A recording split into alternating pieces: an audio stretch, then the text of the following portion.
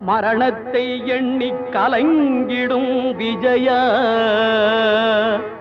மரணத்தின் தன்மை சொல்வேன். மானிடர் ஆன்மா மரணமெய்தாது மறுபடி பிறந்திருக்கும்.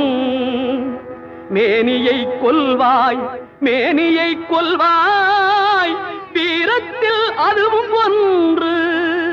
நீ விட்டு விட்டாலும் அவர்களில் மேனி வெந்துதான் தீரும் போர் நாள்.